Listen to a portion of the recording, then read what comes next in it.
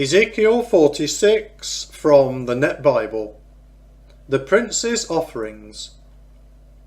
This is what the Sovereign Lord says. The gate of the inner court that faces east will be closed 6 working days, but on the Sabbath day it will be opened, and on the day of the new moon it will be opened. The prince will enter by way of the porch of the gate from the outside and will stand by the doorpost of the gate. The priests will provide his burnt offering and his peace offerings, and he will bow down at the threshold of the gate and then go out. But the gate will not be closed until evening. The people of the land will bow down at the entrance of that gate before the Lord on the Sabbaths and on the new moons. The burnt offering, which the prince will offer to the Lord on the Sabbath day, will be 6 unblemished lambs and 1 unblemished ram. The grain offering will be an ephah with the ram, and the grain offering with the lambs will be as much as he is able to give, and a gallon of olive oil with an ephah. On the day of the new moon, he will offer an unblemished young bull, and 6 lambs and a ram, all without blemish. He will provide a grain offering, an ephah with the bull and an ephah with the ram, and with the lambs as much as he wishes, and a gallon of olive oil with each ephah of grain. When the prince enters, he will come by way of the porch of the gate and will go out the same way. When the people of the land come before the Lord at the appointed feasts, whoever enters by way of the north gate to worship will go out by way of the south gate. Whoever enters by way of the south gate will go out by way of the north gate. No one will return by way of the gate they entered, but will go out straight ahead. When they come in, the prince will come in with them, and when they go out, he will go out. At the festivals and at the appointed feasts, the grain offering will be an ephah with the bull and an ephah with the ram, and with the lambs as much as one is able, and a gallon of olive oil with each ephah of grain.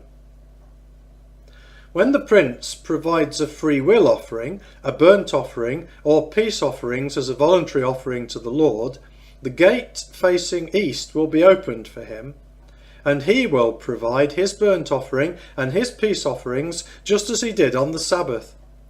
Then he will go out, and the gate will be closed after he goes out. You will provide a lamb a year old without blemish for a burnt offering daily to the Lord. Morning by morning he will provide it. And you will provide a grain offering with it morning by morning, 1/6 of an ephah, and 1/3 of a gallon of olive oil to moisten the choice flour as a grain offering to the Lord. This is a perpetual statute. Thus they will provide the lamb, the grain offering, and the olive oil morning by morning as a perpetual burnt offering. This is what the Sovereign Lord says. If the prince should give a gift to one of his sons as his inheritance, it will belong to his sons. It is their property by inheritance. But if he gives a gift from his inheritance to one of his servants, it will be his until the year of liberty, then it will revert to the prince. His inheritance will only remain with his sons. The prince will not take away any of the people's inheritance by oppressively removing them from their property. He will give his sons an inheritance from his own possessions, so that my people will not be scattered, each from his own property. Then he brought me through the entrance, which was at the side of the gate, into the holy chambers for the priests which faced north. There I saw a place at the extreme western end.